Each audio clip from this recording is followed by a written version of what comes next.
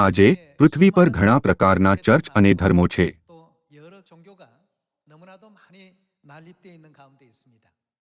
અને આ ઘણા સંપ્રદાય આગ્રહ કરે છે કે તેમના સિદ્ધાંતો અને ધાર્મિક પદ્ધતિઓ સાચી છે અને તેમની પાસે સ્વર્ગ તરફ લઈ જનાર સત્ય છે।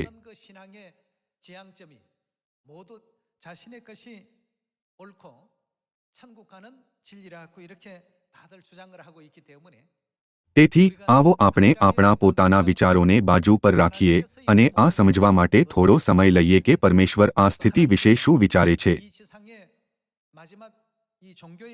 અને તેમણે આ ધર્મો વિશે શું ભવિષ્યવાણી કરી છે જે છેલ્લા દિવસોમાં પૃથ્વી પર પ્રગટ થશે। ટૂંકમાં આપણે અસત્યમાંથી સત્ય કહેવામાં સક્ષમ હોવું જોઈએ, ત્યારે તેમને પારખવા માટે સ્પષ્ટ ધોરણો હોવા જોઈએ, ખરું ને? બાઇબલ ભવિષ્યવાણી કરે છે કે 850 સંપ્રદાયો પ્રગટ થશે। તેમાંથી આપણે પરમેશ્વરના અનંત રાજ્યમાં પ્રવેશ કરવા માટે કયા સંપ્રદાયનું પાલન કરવું જોઈએ? જો આપણે જવાબ શોધવામાં અસફળ થઈએ તો આપણો વિશ્વાસ વ્યર્થ થઈ જશે, આપણે સાચા માર્ગ પર નહીં ચાલી શકીએ અને ઉદ્ધારનો આપણી સાથે કોઈ લાગભાગ નહીં હોય। આજે આવો આપણે બાઇબલની ભવિષ્યવાણીઓ પર વધારે ધ્યાન આપીએ અને પરમેશ્વરની ઈચ્છા પ્રમાણે સારું કરીએ। આવો આપણે માથથી અધ્યાય 13 વચન 24 પર એક નજર કરીએ।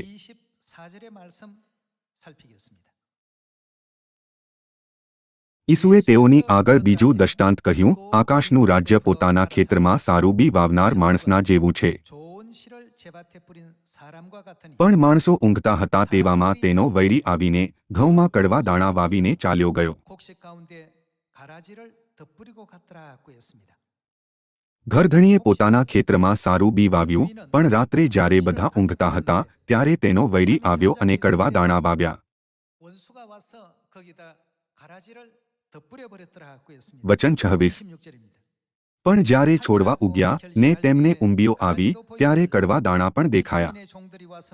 ત્યારે તે ઘરધણીના ચાકરોએ પાસે આવીને તેને કહ્યું, સાહેબ, તમે શું તમારા ખેતરમાં સારું બી વાવ્યું નહોતું? તો તેમાં કડવા દાણા ક્યાંથી આવ્યા? આ કોણે કર્યું? અને તેણે તેઓને કહ્યું, કોઈ વૈરીએ એ કર્યું છે। ત્યારે ચાકરોએ તેને કહ્યું, તમારી મરજી હોય તો અમે જઈને તેને એકઠા કરીએ। પણ તેણે કહ્યું, ના, રખેને તમે કડવા દાણા એકઠા કરતા ઘઉંને પણ તેની સાથે ઉખેડો। કાપણી સુધી બંનેને સાથે વધવા દો, અને કાપણીની મોસમમાં હું કાપનારાઓને કહીશ કે તમે પહેલા કડવા દાણાને એકઠા કરો ને બાળવા માટે તેના ભારા બાંધો, પણ ઘઉં મારી વખારમાં ભરો। શું ઈસુ 2000 વર્ષ પહેલા માનવજાતિને બચાવવા માટે પૃથ્વી પર આવ્યા ન હતા? ત્યારે માનવજાતિને બચાવવાની પ્રક્રિયામાં કડવા દાણા અને ઘઉંનું દૃષ્ટાંત એક ખૂબ જ મહત્વપૂર્ણ સત્ય છે, કારણ કે ઉદ્ધારનું સંપૂર્ણ પરિબળ આ દૃષ્ટાંતમાં સમાયેલું છે। તેથી જો તેને આપણા ઉદ્ધારથી કોઈ લેવા દેવા ન હોત તો ઈસુએ આપણને આ શિક્ષા ન આપી હોત। શું તેમણે આપણને આ શિક્ષા આપી હોત? ક્યારે નહીં। તેથી આવો આપણે તે દ્રશ્ય જોઈએ જ્યાં ઈસુએ આ દૃષ્ટાંત સમજાવ્યું। આવો આપણે વચન 34 પર જઈએ। એ બધી વાતો ઈસુએ લોકોને દૃષ્ટાંતોમાં કહી, અને દૃષ્ટાંત વગર તેમણે તેઓને કંઈ કહ્યું નહીં, જેથી કે પ્રબોધ કે જે કહ્યું હતું તે પૂરું થાય। હું મારું મોં ઉઘાડીને દૃષ્ટાંતો કહીશ ને જગતનો પાયો નાખ્યાના વખતથી જે છાના રખાયા છે તે હું પ્રગટ કરીશ। વચન 36। ત્યાર પછી લોકોને મૂકીને તે ઘરમાં ગયા, અને તેમના શિષ્યોએ તેમની પાસે આવીને કહ્યું, ખેતરના કડવા દાણાના દૃષ્ટાંતનો અર્થ અમને કહો। ત્યારે તેમણે તેઓને ઉત્તર આપ્યો, સારું બી જે વાવે છે તે માણસનો દીકરો ઈસુ છે। ઈસુએ કહ્યું કે મેં આ સંસારના ખેતરમાં સારું બી વાવ્યું અને સમજાવ્યું કે સારું બી વાવનાર ઘરધણી ઈસુ પોતે છે।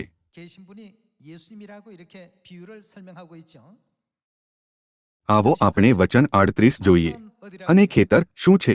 જગત છે।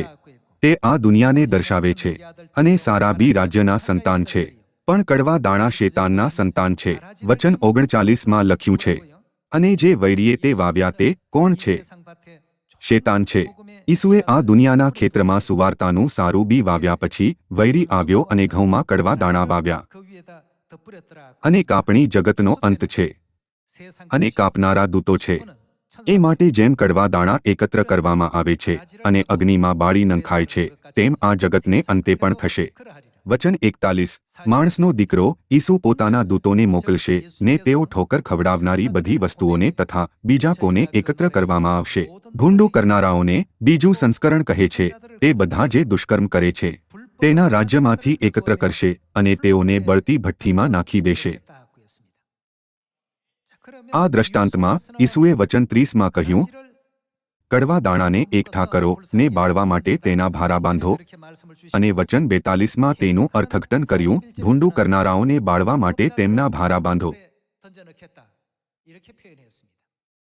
છેવટે કડવા દાણા તે છે જે પરમેશ્વરના વચનોનું ઉલ્લંઘન કરીને ભૂંડું કરનારાઓ છે.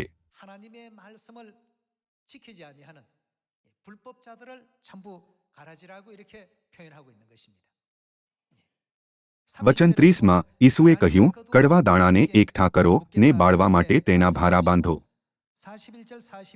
વચન 41 અને 42 દ્વારા જેમાં લખ્યું છે, અધર્મ કરનારાઓને એકઠા કરો ને બાળવા માટે તેમના ભારા બાંધો,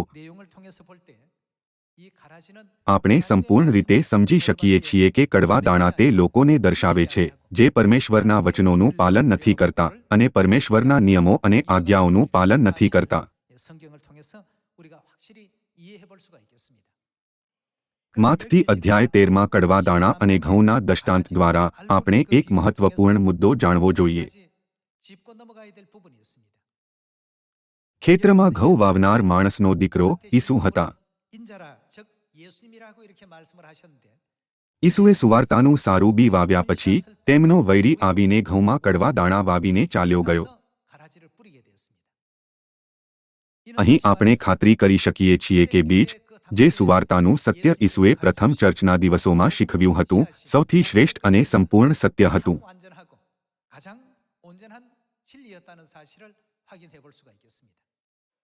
તેથી જો આપણે આ જાણીએ કે ઈસુ અને પ્રેરિતોના આ સંસારને છોડ્યા પછી ઇતિહાસમાં કયો સિદ્ધાંત પ્રગટ થયો, તો આપણે સ્પષ્ટ રૂપથી ચકાસી શકીએ છીએ કે તે પરમેશ્વરની ઈચ્છા નહીં પણ વૈરી દ્વારા કરવામાં આવેલ અધર્મ છે.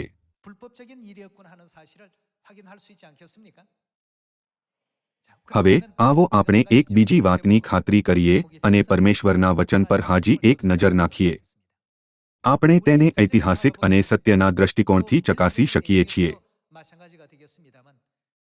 શું ઈસુ અને પ્રેરિતોના દિવસોમાં રવિવારની આરાધના કરવામાં આવતી હતી? ઈસવીસન 321માં રોમન સમ્રાટ કોન્સ્ટેન્ટીને કેથોલિક ચર્ચની સાથે મળીને અંધકાર યુગ દરમિયાન રાજકીય શક્તિ વહેંચી અને સાબ્બાથની આરાધના નાબૂદ કરી દીધી.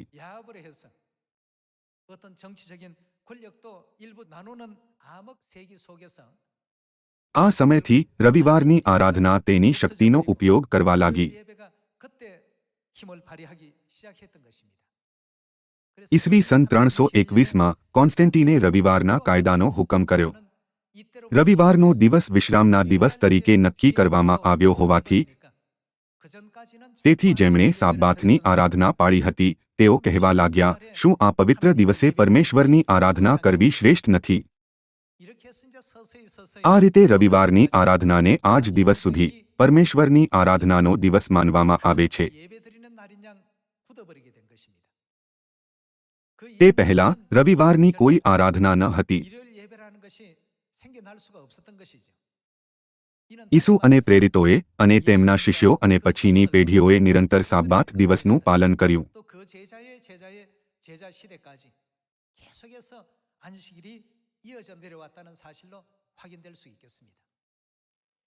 ઘરધણી માણસનો દીકરો ઈસુ ખ્રિસ્તે માનવજાતિને બચાવવા માટે સુવાર્તાના સારું બી વાવ્યા. જો કે તેના પછી તેમના વૈરીએ આવીને સત્યને ભ્રમિત કરવા માટે કડવા દાણા વાવ્યા. તે વાત ઈસુએ માથથી અધ્યાય 13માં સમજાવી. અને લુક અધ્યાય 22, માથથી અધ્યાય 26 અને માર્ક અધ્યાય 14માં પણ આપણે તે દ્રશ્ય જોઈ શકીએ છીએ જ્યાં ઈસુએ પાસખાને પવિત્ર પાળ્યો હતો. ઈસુ અને પ્રેરિતોના દિવસોમાં પાસખાને સંપૂર્ણ સત્ય માનવામાં આવતું હતું. ચર્ચ ઇતિહાસમાં આપણે અભિલેખ જોઈ શકીએ છીએ. આપણે પ્રભુ તરફથી પાસખા પ્રાપ્ત કર્યો છે અને તે ક્યારેય નાબૂદ ન થવો જોઈએ. પરંતુ રોમન સમ્રાટ કોન્સ્ટેન્ટીને બધા ચર્ચોના બિશપને બોલાવ્યા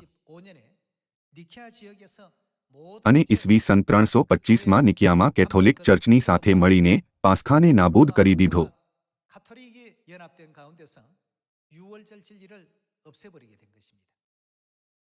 પુનરુત્થાનના દિવસની તારીખ નક્કી કરવાની કાર્યસૂચિ હેઠળ તેઓએ ખરેખરમાં પાસખાને નાબૂદ કરી દીધો. તેથી આ ખ્રિસ્તી ઇતિહાસમાં પુનરુત્થાનના દિવસ પર વિવાદ તરીકે નોંધવામાં આવ્યું છે. પુનરુત્થાનના દિવસના વિવાદની વાત કરીએ તો તેને મૂળ રૂપથી પાસ્કાનો વિવાદ તરીકે નોંધ કરવામાં આવ્યો હતો. પાસ્કા પુનરુત્થાનના દિવસને નહીં પણ પાસખાને દર્શાવે છે. પાસખાની તારીખનો ઉલ્લેખ કરતા તેમણે ખરેખરમાં તેને પુનરુત્થાનના દિવસ સાથે જોડી દીધું અને આગ્રહ કર્યો, આવો આપણે રવિવારે પુનરુત્થાનનો દિવસ મનાવીએ. રવિવારે પુનરુત્થાનનો દિવસ મનાવવો ચોક્કસ હતું કેમ કે આ એક નિયમ હતો જેને જૂના કરારના સમયથી મનાવવામાં આવી રહ્યો હતો. છેવટે તેમણે ઈસવી સન 325માં નિકિયાની પરિષદમાં પાસખાને નાબૂદ કરી દીધો. પછી તેમણે નાતાલ જેવા મૂર્તિપૂજક રીતિરિવાજો રજૂ કર્યા. ઇતિહાસમાં આપણે જોઈ શકીએ છીએ કે તેઓએ કેવી રીતે ઘેટાના વસ્ત્રો પહેર્યા. જેમ ઈસુએ આરંભથી અંત જોયો તો તે જાણતા હતા કે આ વસ્તુઓ થશે. તો તેમણે માથથી અધ્યાય 13માં શું કહ્યું? ઘરધણીએ ખેતરમાં સારું બી વાવ્યું. તેમણે મૂલ્યવાન સુવાર્તા વાવી જે સ્વર્ગના રાજ્યમાં લઈ જાય છે. અહીં આપણે તે સમયને નજીકથી જોવો જોઈએ જ્યારે વૈરીએ કામ કરવાનું શરૂ કર્યું. જ્યારે માણસો ઊંઘતા હતા તેવામાં તેના વૈરીએ આવીને ઘઉંમાં કડવા દાણા વાવ્યા.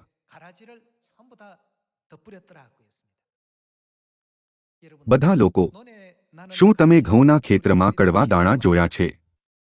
કડવા દાણા ઘઉં કરતાં વધારે શક્તિશાળી હોય છે.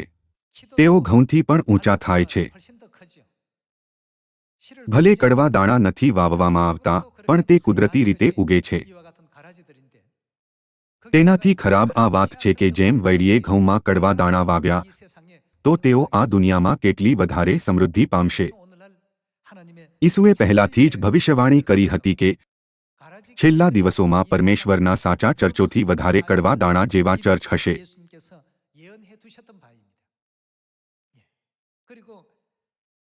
ખ્રિસ્તી ધર્મે ક્રોસની પૂજા જેવી મૂર્તિપૂજક રીતિરિવાજોને પણ આત્મસાત કરી.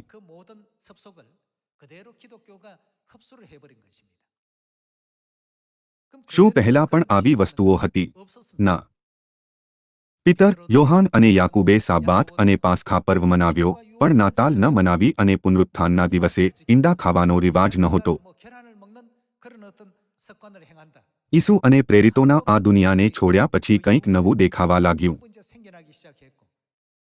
પુનરુત્થાનના દિવસને ક્યારેક ઈસ્ટર કહેવામાં આવે છે. ઈસ્ટર એક મૂર્તિપૂજક ધર્મથી ઉદ્ભવ્યું છે જે યુરોપમાં દેવી ઇઓસ્ત્રેની પૂજા કરતો હતો. આ પરમેશ્વરનું શુદ્ધ સત્ય નથી પરંતુ એક મૂર્તિપૂજક રીતિ છે. ખ્રિસ્તીઓએ તેનો સ્વીકાર કર્યો.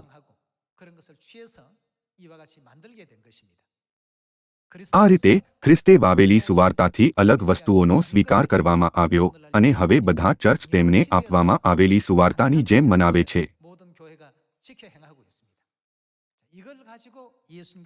આ પરિસ્થિતિ માટે ઈસુએ કહ્યું કે તે સ્વર્ગના સાચા લોકોને જૂઠા લોકોથી અલગ કરશે.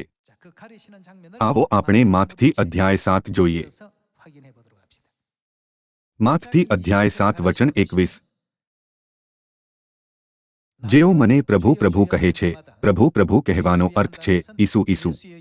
તેઓ સર્વ આકાશના રાજ્યમાં પેસશે એમ તો નહીં, પણ જેઓ મારા આકાશમાંના પિતાની ઈચ્છા પ્રમાણે કરે છે તેઓ જ પેસશે.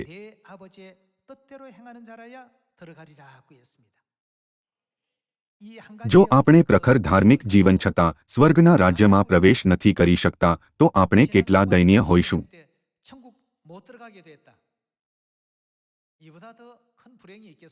આપણે અહીં જોઈ શકીએ છીએ કે ઈસુએ કેવી નિશ્ચિત રૂપથી ઘોષણા કરી, જેઓ મારા આકાશમાંના પિતાની ઈચ્છા પ્રમાણે નથી કરતા તેઓ સ્વર્ગના રાજ્યમાં પ્રવેશ નથી કરી શકતા.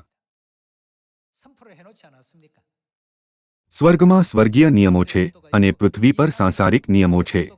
સ્વર્ગીય નિયમોનું સાચું પાલન કોણ કરે છે? આપણે તેના વિશે ગંભીરતાથી વિચારવાની જરૂર છે. બધા ચર્ચ રવિવારની આરાધના કરે છે, પરંતુ ચર્ચ ઓફ ગોડ શનિવારના દિવસે આરાધના કેમ કરે છે? ચર્ચ ઓફ ગોડ પાસ્ખા પર્વ કેમ મનાવે છે?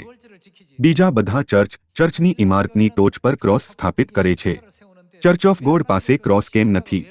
બધા લોકો, તમારે આ વસ્તુઓ વિશે ઉત્સુક હોવું જોઈએ. સ્વર્ગ જવા માટે તમારે તેના વિશે ઉત્સુક હોવું જોઈએ. જો હું મારી સામે ચાલી રહેલા ઘણા લોકોની પાછળ ચાલીશ તો હું પણ સ્વર્ગમાં જઈ શકીશ. જો તમે આ રીતે અસ્પષ્ટ રૂપથી વિચારો છો તો તે ખૂબ જોખમી છે. અહીંયા આ સ્પષ્ટ રૂપથી કહેવામાં આવ્યું છે, જેઓ આકાશમાંના પિતાની ઈચ્છા પ્રમાણે કરે છે તેઓ જ સ્વર્ગમાં પ્રવેશ કરી શકે છે. જો પરમેશ્વરની ઈચ્છાથી અલગ કંઈક છે તો શું આપણે આ ન શોધવું જોઈએ કે સાચું શું છે? તેઓ રવિવારની આરાધના કેમ કરે છે અને ચર્ચ ઓફ ગોડ શનિવારે પરમેશ્વરની આરાધના કેમ કરે છે? ચર્ચ સાબ્બાથની આરાધના કેમ કરે છે? જ્યારે તેઓ નાતાલ મનાવે છે, ચર્ચ ઓફ ગોડ તેને નથી મનાવતું. એવું કેમ છે? શું તમારે આ ન જાણવું જોઈએ કે કોણ સાચું છે?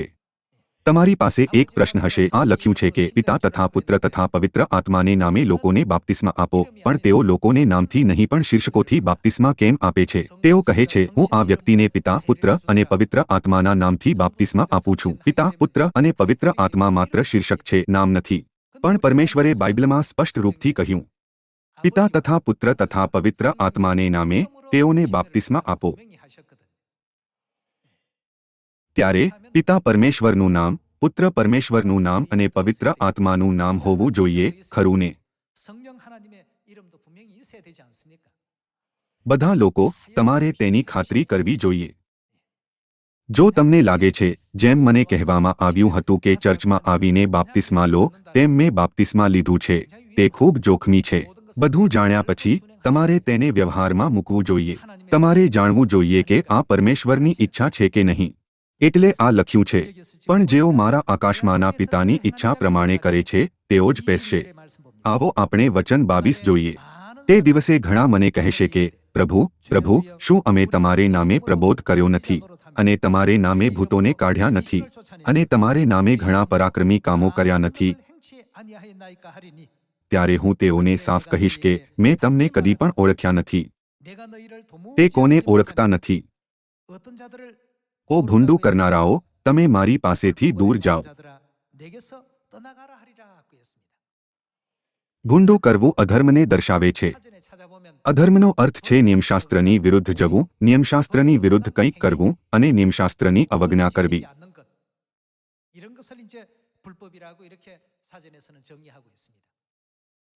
આવો આપણે વિચારીએ કે નિયમશાસ્ત્રની વિરુદ્ધ જવાનો અર્થ શું છે. શબ્દકોશ અધર્મને નિયમભંગ તરીકે વ્યાખ્યાયિત કરે છે. નિયમની વિરુદ્ધ જવું કે નિયમનો ભંગ કરવો.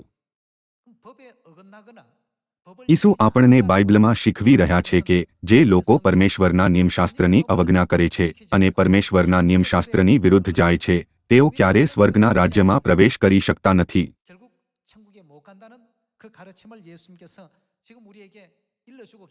ઓ ભૂંડું કરનારાઓ, તમે મારી પાસેથી દૂર જાઓ. તેઓએ પ્રભુના નામથી ભૂતોને કાઢ્યા, તેમના નામથી ભવિષ્યવાણી કરી અને તેમના નામે ઘણા પરાક્રમી કામો કર્યા. જો કે તેમણે આ બધું કર્યું, પણ ઈસુએ તેમને કહ્યું, મેં તમને કદી ઓળખ્યા નથી. ઈસુએ આ કારણ કહ્યું કે હું તેમને નથી જાણતો, કેમ કે તેમણે દુષ્કર્મ આચર્યું હતું. અહીંયા નિયમ પરમેશ્વરના નિયમશાસ્ત્રને દર્શાવે છે. બધા લોકો 10 આજ્ઞાઓ જાણે છે, ખરું ને? પહેલી આજ્ઞા, મારા સિવાય તારે કોઈ અન્ય દેવો ન હોય. બીજી આજ્ઞા, મૂર્તિઓની પૂજા કરવી નહીં. ત્રીજી આજ્ઞા, તારા ઈશ્વર યહોવાનું નામ તું વૃથા ન લે. ચોથી આજ્ઞા સાબ્બાત દિનને પવિત્ર પાળવાને તું યાદ રાખ. આપણે બધા જાણીએ છીએ કે 10 આજ્ઞાઓ પરમેશ્વરના નિયમો છે. બીજા બધા ચર્ચ સારી રીતે જાણે છે કે સાબ્બાત પરમેશ્વરનો નિયમ છે, પણ તેઓ હવે તે નિયમોનું પાલન કરી રહ્યા છે જે પરમેશ્વરના નિયમોની વિરુદ્ધ છે. તો ઈસુએ શું કહ્યું? ઓ ભૂંડું કરનારાઓ, મારી પાસેથી દૂર જાઓ. ભલે તમે પ્રબોધકોની ભૂમિકાઓ નિભાવી, જેમ કે પાદરી અને વડીલો, મેં તમને કદી પણ ઓળખ્યા નથી. તમે બધા મારાથી દૂર રહો. આ કડવા દાણા અને ઘઉં વિશે ઈસુની સમજૂતીનો સૌથી મહત્વપૂર્ણ ભાગ છે. જો આપણે સ્વર્ગમાં નથી જઈ શકતા, તો આપણો વિશ્વાસ વ્યર્થ છે. જો આપણે સ્વર્ગમાં નથી જઈ શકતા, તો સંસારમાં સાધારણ જીવનનો આનંદ માણવો વધારે સારું રહેશે.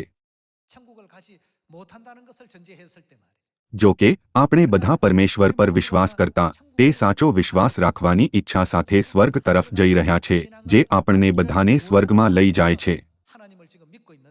પરમેશ્વર સ્વયં શરીરમાં આ પૃથ્વી પર આવ્યા અને જાહેર કર્યું, દુષ્કર્મ કરનારા સ્વર્ગના રાજ્યમાં કદી પ્રવેશ નહીં કરે. જે લોકો મારા પિતાની ઈચ્છાનું પાલન નથી કરતા, તેઓ ક્યારેય સ્વર્ગમાં પ્રવેશ નહીં કરે. તો લુક 22 પાસખાના વિષયમાં શું કહે છે? નવા કરારની સુવાર્તાનું સત્ય, જેને ઈસુએ 2000 વર્ષ પહેલા આ પૃથ્વી પર આવ્યા પછી સ્થાપિત કરી હતી.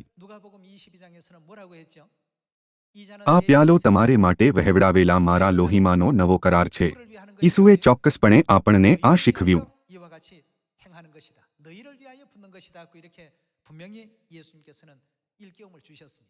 જો કે ચર્ચ ઓફ ગોડ સિવાય બીજું કોઈ ચર્ચ નથી જે પાસ્ખા પર્વ મનાવે છે. પિતા આ પૃથ્વી પર આવ્યા અને આપણને પાસ્ખાની સૂચના આપતા પાસ્ખા પર્વની ઘોષણા કરી. કેટલાક લોકો ભારપૂર્વક કહે છે, પાસ્ખા પર્વ તે દિવસ છે જ્યારે ઇઝરાયેલીઓ મિસ્રની ગુલામીથી મુક્ત થયા હતા. તેથી આપણે તે દિવસે પાસ્ખા પર્વ મનાવવો જોઈએ જ્યારે આપણો દેશ આઝાદ થયો હતો. મેં સાંભળ્યું છે કે અમુક ચર્ચ પોતાની વિવેક બુદ્ધિથી પાસ્ખાની તારીખ આ રીતે નક્કી કરે છે અને તેને મનાવે છે. જો કે તે પાસ્ખા પર્વની તારીખ નથી.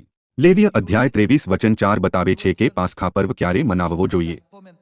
પરમેશ્વરે ચોક્કસપણે આ કહેતા પાસ્ખાની તારીખ નિર્ધારિત કરી, પહેલા માસમાં, એટલે તે માસને 14મે દિવસે સાંજે યહોવાનું પાસ્ખા પર્વ છે. તેથી આપણે આ કહેતા કે આ દિવસ પાસ્ખા છે, તે દિવસ પાસ્ખા છે, તેને સ્વયંથી નથી બદલી શકતા. સાબ્બાત દિવસ સાથે પણ એવું જ છે.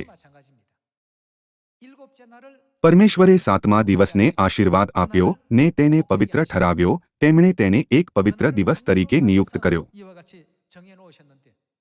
પણ લોકો અઠવાડિયાના 7મા દિવસે નહીં, પણ પહેલા દિવસે, જેમાં પરમેશ્વરનું કોઈ વચન નથી, આરાધના કરે છે.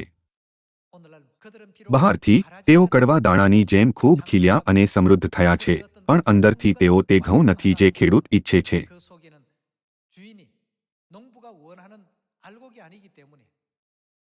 ખેડૂતને કેવું લાગે છે જ્યારે કડવા દાણા વધારે ને વધારે ઉગે છે? તે બેચેન અને પરેશાન મહેસૂસ કરે છે. એવું એટલે છે કેમ કે તે નથી જે તે ઈચ્છે છે.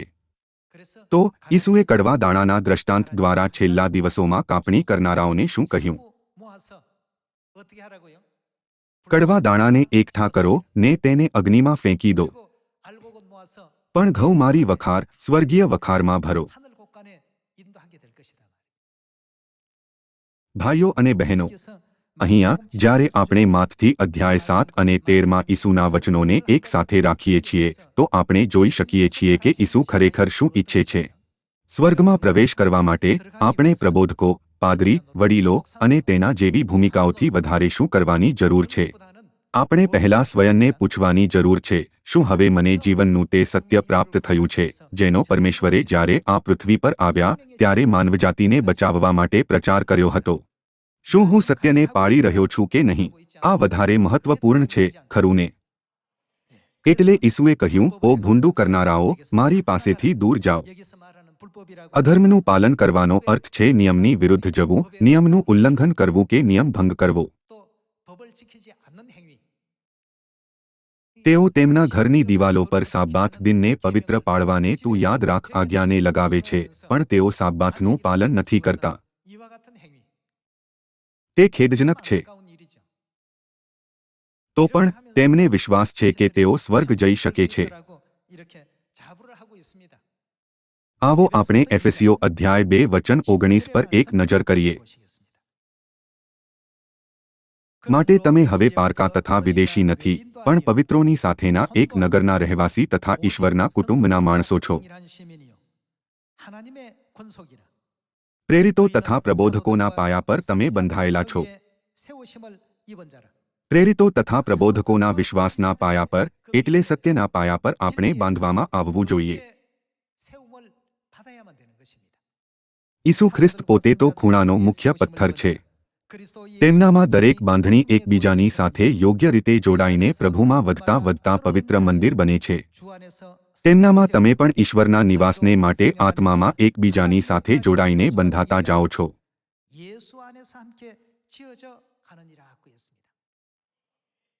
અહીં એફેસીઓ અધ્યાય 2 વચન 20 માં લખ્યું છે, પ્રેરિતો તથા પ્રબોધકોના પાયા પર તમે બંધાયેલા છો. શું કોઈ પ્રેરિત હતો જેણે રવિવાર મનાવ્યો હતો? કોઈ એવો હતો જેણે નાતાલ મનાવી હતી? કોઈ પણ હતો જેણે ચર્ચની ટોચ પર ક્રોસ મૂક્યો હતો? અથવા કોઈ એવો હતો જેણે ક્રોસનો હાર પહેર્યો હતો?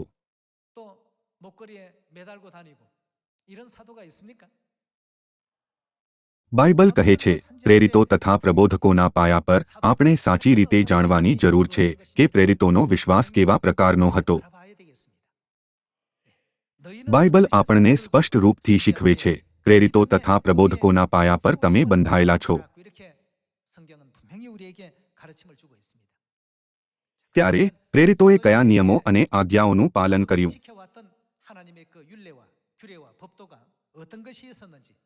નિયમોની વિરુદ્ધ જઈને નિયમ ભંગ કરવો, આ અધર્મનું આચરણ કરવું છે. તેઓ કહે છે, શું આપણે પાદરી અને પ્રબોધકોની ભૂમિકાઓ નથી નિભાવી અને ચમત્કારિક ચિહ્નો અને પરાક્રમી કાર્યો નથી કર્યા? હે પ્રભુ, અમે આ બધું તમારા નામે કર્યું છે. માથથી અધ્યાય 7 ભવિષ્યમાં ખ્રિસ્તના ન્યાયના દ્રશ્યની એક ઝલક આપે છે, જ્યાં ઈસુએ નિશ્ચિત રૂપથી કહ્યું, મેં તમને કદી ઓળખ્યા નથી.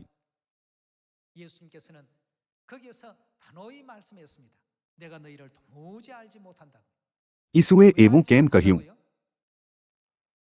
તેમણે કોઈ અન્ય કારણનો ઉલ્લેખ ન કર્યો, પરંતુ માત્ર એટલું જ કહ્યું, ઓ ભૂંડું કરનારાઓ, મારી પાસેથી દૂર જાઓ. મેં તમને કદી પણ ઓળખ્યા નહીં. પરમેશ્વરનો નિયમ ખૂબ મહત્વપૂર્ણ છે અને આપણે આજે તેને યાદ રાખવો જોઈએ. આપણે આ વાતની ખાતરી કરવાની જરૂર છે કે પ્રેરિતો તથા પ્રબોધકોના પાયા પર આપણો વિશ્વાસ બનાવવામાં આવ્યો છે કે નહીં. ઈસુ માનવજાતિને બચાવવા માટે આ પૃથ્વી પર આવ્યા, ખરું ને? મનુષ્યોને બચાવવા માટે તેમણે સુવાર્તાના સત્યનો પ્રચાર કર્યો, શીખવ્યું અને પ્રગટ કર્યું. પણ આજે જે ચર્ચ ઈસુ પર વિશ્વાસ કરવાનો દાવો કરે છે, તેમની પાસે ઈસુની શિક્ષા નથી. તે આશ્ચર્યજનક છે. જેમ માથથીની સુવાર્તામાં લખ્યું છે, તેઓ ઈસુને કહે છે, શું, પ્રભુ, પ્રભુ? પણ ઈસુએ કહ્યું, જેઓ મને પ્રભુ પ્રભુ કહે છે, તેઓ સર્વ આકાશના રાજ્યમાં પેસશે એમ તો નહીં. કેવા પ્રકારના લોકો સ્વર્ગમાં પ્રવેશ કરશે? જેઓ પરમેશ્વરની આજ્ઞા અને નિયમોનું પાલન કરે છે અને તેમની શિક્ષાઓનું પાલન કરે છે. તેઓ સ્વર્ગના રાજ્યનો વારસો પામશે. હવે આવો આપણે વિશ્વાસના કેટલાક સત્યોને જોઈએ જેને પ્રેરિતોએ અને પ્રબોધકોએ પાળ્યા. આવો આપણે લુક અધ્યાય 4 વચન 16 પર એક નજર કરીએ. નાસરેથ જ્યાં તે ઉછર્યા હતા ત્યાં તે આવ્યા અને પોતાની રીત પ્રમાણે વિશ્રામવારે તેમણે શું કર્યું? તે સભાસ્થાનમાં જઈને તે વાંચવા માટે ઊભા થયા. સાબ્બાત દિવસે આરાધના કરવાની તેમની રીત હતી.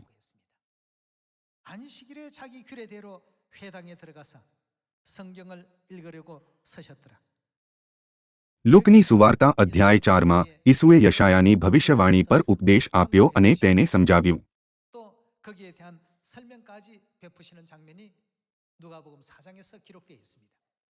માથથી અધ્યાય 12 વચન 8 કહે છે, કેમ કે માણસનો દીકરો શું છે? વિશ્રામવારનો પણ પ્રભુ છે. પણ ચર્ચ જે આજે ઈસુ પર વિશ્વાસ કરવાનો દાવો કરે છે, તેઓ સાબ્બાત નથી પાળતા. તે ખરેખરમાં આશ્ચર્યજનક છે. યોહાન અધ્યાય 13 વચન 15 કહે છે કે ઈસુએ કરેલા સર્વ કાર્યો શું છે? આપણા માટે એક ઉદાહરણ છે. ઈસુએ કહ્યું કે તેમણે આપણા માટે એક ઉદાહરણ બેસાડ્યું જે આપણે કરવું જોઈએ. ઈસુ ત્રિએકમાં પિતા પરમેશ્વર છે, ખરું ને? શું આપણે વિચારી શકીએ છીએ કે જો ઈસુ સાબ્બાત અને પાસ્ખા ન મનાવતા તો સ્વયં પરમેશ્વર હોવા છતાં સ્વર્ગમાં ન જતા? બિલકુલ નહીં. જો કે તેમણે તેમને આપણા માટે એક ઉદાહરણ બેસાડવા માટે પાડ્યા. ઈસુએ કહ્યું કે મેં એક ઉદાહરણ સ્થાપિત કર્યું છે કે આ પૃથ્વી પર બધા લોકોએ તેમની જેમ કરવું જોઈએ. આપણે સાબ્બાત પાળવાના તેમના ઉદાહરણનું પાલન કરવું જોઈએ. પ્રેરિતોએ સાબ્બાતનું પાલન કરવાનું ચાલુ રાખ્યું, ખરું ને? આવો આપણે પ્રેરિતોના કૃત્યો અધ્યાય 17માં તે દ્રશ્ય જોઈએ જ્યાં પાઉલે સાબ્બાત પાળ્યો. પ્રેરિતોના કૃત્યો અધ્યાય 17 વચન 2. પ્રેરિત પાઉલ પોતાના રિવાજ પ્રમાણે ત્યાં ગયો અને 3 વિશ્રામવાર તેણે ધર્મશાસ્ત્રમાંથી પ્રમાણ આપીને તેઓની સાથે વાદવિવાદ કર્યો. દર સાબ્બાત દિવસે પાઉલે દ્રઢતાથી સાક્ષી આપી કે ઈસુ ખ્રિસ્ત છે. અહીં આપણે જોઈ શકીએ છીએ કે પાઉલે ઈસુની જેમ સાબ્બાત દિવસે આરાધના કરવાનો પોતાનો રિવાજ બનાવ્યો. નિયમો, આજ્ઞાઓ અને વ્યવસ્થાઓ તે બધા એક જેવા છે. સાબ્બાત પરમેશ્વરનો નિયમ, સ્વર્ગનો નિયમ હોવાથી તેથી તેમણે સાબ્બાત પાળ્યો. આ બધા તે સત્ય છે જેને આપણે પ્રેરિતો તથા પ્રબોધકોના વિશ્વાસના પાયામાંથી મેળવી શકીએ છીએ. આવો આપણે માથથી અધ્યાય 26 વચન 17 જોઈએ. અને બેખમીર રોટલીના પર્વને પહેલે દિવસે શિષ્યોએ ઈસુની પાસે આવીને કહ્યું, તમારે માટે પાસ્ખા ખાવાની અમે ક્યાં તૈયારી કરીએ? તમારી શી ઈચ્છા છે? ત્યારે તેમણે કહ્યું, નગરમાં ફલાણાની પાસે જઈને તેને કહો, ઉપદેશક કહે છે, મારો સમય પાસે આવ્યો છે, હું મારા શિષ્યો સહિત તારે ઘેર પાસ્ખા પાળવાનો છું. શું ઈસુએ કહ્યું કે હું પાસ્ખા મનાવીશ કે નહીં? ઈસુએ કહ્યું કે હું પાસ્ખા મનાવીશ અને તેને પાળીશ. જો કે પાસ્ખાને જેને ઈસુ અને પ્રેરિતોએ મનાવ્યો, રોમન કેથોલિક ચર્ચ અને રોમન સમ્રાટે નાબૂદ કરી દીધો. જો આપણે તેને આપણા વિશ્વાસના જીવનમાંથી દૂર કરીએ તો શું થશે? એવું કરવું ખૂબ જ વિરોધાભાસી અને ખોટું હશે. પાસ્ખા અને સાબ્બાત ઈસુ દ્વારા મનાવવામાં આવ્યા હતા, જેમના પર આપણે વિશ્વાસ કરીએ છીએ અને પ્રેરિતોએ પણ મનાવ્યો હતો. ઈસુએ પિતર અને યોહાનને પાસ્ખાની તૈયારી કરવા માટે મોકલ્યા. આ ઉપરાંત ઈસુએ તો ઘોષણા કરી, હું તેને મનાવવા જઈ રહ્યો છું. શું ઈસુએ આપણને નરકમાં મોકલવા માટે આવા ઉદાહરણો બેસાડ્યા? આપણને સ્વર્ગ મોકલવા માટે તેમણે આવા ઉદાહરણો સ્થાપિત કર્યા, ખરું ને?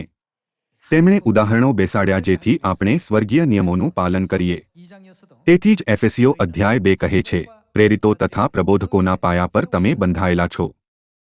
પ્રેરિતો તથા પ્રબોધકોના પાયા પર તમારો વિશ્વાસ બાંધવામાં આવવો જોઈએ. તેથી તેના વિનાનો વિશ્વાસ કડવા દાણા જેવો વિશ્વાસ છે. કડવા દાણા જેવું એટલે કે નકલી.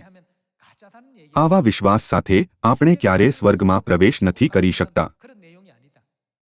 ભલે તે કેટલા પણ ઊંચા, મજબૂત અને ઊંડા મૂળવાળા કેમ ન હોય, તે જેટલા વધારે મજબૂત હોય તે પરમેશ્વરને તેટલા જ વધારે નારાજ કરે છે. જ્યારે ઘઉં સારા અને મજબૂત થાય છે તો ખેડૂત પ્રસન્ન થાય છે. શું ખેડૂત ખુશ થશે જો તેની ખેતીની જમીન સર્વત્ર કડવા દાણાથી ભરેલી હોય? જો તમે ખેડૂત છો તો શું તમે તેનાથી ખુશ થશો? તમે ક્યારેય ખુશ નહીં થઈ શકો. કોણે એવું કામ કર્યું? ઈસુએ કહ્યું, કોઈ વૈરીએ એ કર્યું છે. પરમેશ્વરે એવું ક્યારેય નહોતું કર્યું. આવો આપણે 1 કોરિન્થીઓ અધ્યાય 11 વચન 1 પર એક નજર કરીએ. જેમ હું ખ્રિસ્તને અનુસરનારો છું તેમ તમે મને અનુસરનારા થાઓ. વળી તમે સર્વ બાબતોમાં મારું સ્મરણ કરો છો અને જેમ મેં તમને વિધિઓ સોંપ્યા તેમ જ તમે તે દૃઢતાથી પાળ્યા કરો છો, માટે હું તમારા વખાણ કરું છું. પણ હું તમને જણાવવા ઈચ્છું છું કે દરેક પુરુષનું શિર ખ્રિસ્ત છે અને સ્ત્રીનું શિર પુરુષ છે અને ખ્રિસ્તનું શિર ઈશ્વર છે. જે કોઈ પુરુષ ઢાંકેલે માથે પ્રાર્થના કે પ્રબોધ કરે છે તે પોતાના માથાનું અપમાન કરે છે. પણ જે કોઈ સ્ત્રી ઉઘાડે માથે પ્રાર્થના કે પ્રબોધ કરે છે તે પોતાના માથાનું અપમાન કરે છે, કેમ કે તેમ કરવું તે મુંડેલી હોવા બરાબર છે. કેમ કે જો સ્ત્રી માથે ન ઓઢે તો તેણે પોતાના વાળ પણ કપાવી નાખવા જોઈએ. પણ જો કોઈ સ્ત્રીને વાળ કપાવી નાખવાથી કે મુંડાવવાથી શરમ લાગે તો તેણે માથે ઓઢવું. વચન 3માં દરેક પુરુષનું શિર કોણ છે? તે ખ્રિસ્ત છે. તેથી તે અર્થમાં કે આપણે પરમેશ્વરનો મહિમા હુપાવવો જોઈએ નહીં. દરેક પુરુષે આરાધના દરમિયાન ઓઢણી ન પહેરવી જોઈએ. આ શીખવતા કે દરેક પુરુષનું શિર ખ્રિસ્ત છે અને સ્ત્રીનું શિર પુરુષ છે અને ખ્રિસ્તનું શિર ઈશ્વર છે. પ્રેરિત પાઉલ આ કારણ સમજાવી રહ્યો હતો કે દરેક સ્ત્રીએ ઓઢણી કેમ પહેરવી જોઈએ.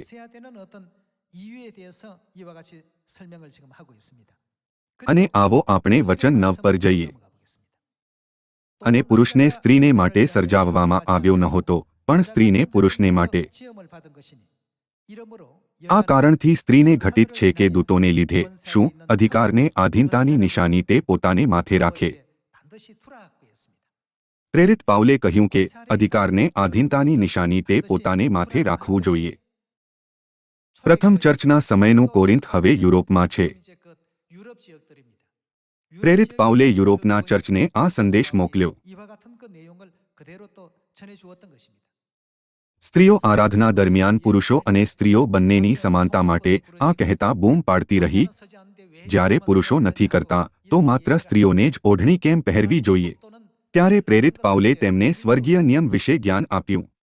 પ્રેરિત પાઉલે કહ્યું, પુરુષોએ માથે ન ઓઢવું જોઈએ, પણ સ્ત્રીઓએ માથે ઓઢવું જોઈએ. આરાધના દરમિયાન ચર્ચ ઓફ ગોડનો આ નિયમ છે. દૂતોને લીધે અધિકારને આધીનતાની નિશાની તે પોતાને માથે રાખે.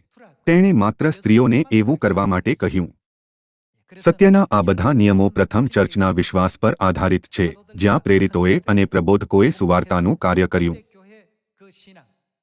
તેમનો ઇતિહાસ અકબંધ હોવાથી અને બાઇબલમાં નોંધ હોવાથી, તેથી આપણે એવું જીવન નથી જીવી શકતા જે પરમેશ્વરના નિયમોથી ફરે છે, ખરું ને? આપણે બધાએ પરમેશ્વરની શિક્ષાઓનું બરાબર પાલન કરવું જોઈએ, જે રીતે પરમેશ્વરે શીખવ્યું છે.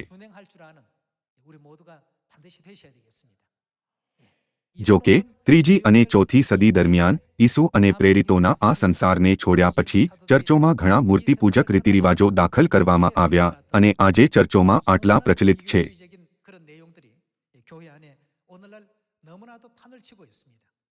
તેઓ સત્યનો ઢોંગ કરીને દુનિયાને અંધકારમય બનાવી રહ્યા છે. હવે સંસારના અજવાળાના રૂપમાં આવો આપણે એક એક કરીને તે લોકોને જે બાઇબલની શિક્ષાઓને નથી જાણતા પ્રચાર કરીએ અને જણાવીએ. આપણને ક્યારેય પણ આકરો અને કઠોર ઠપકો ન પ્રાપ્ત કરવો જોઈએ, જેમ કે મેં તમને કદી પણ ઓળખ્યા નથી, ઓ ભૂંડું કરનારાઓ, તમે મારી પાસેથી દૂર જાઓ.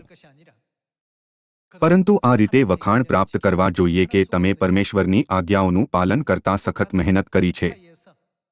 અધર્મ કરનારાઓ વચ્ચે ઉપહાસ, સતાવણી, મુશ્કેલીઓ અને તિરસ્કાર સહન કરવો કેટલું મુશ્કેલ રહ્યું હશે. મને આશા છે કે તમે બધા આ યાદ રાખતા સાચા માર્ગ પર ચાલશો કે પરમેશ્વર આપણને સ્વર્ગના રાજ્યમાં સારા ફળોના રૂપમાં લઈ જશે. તમારો ખૂબ ખૂબ આભાર.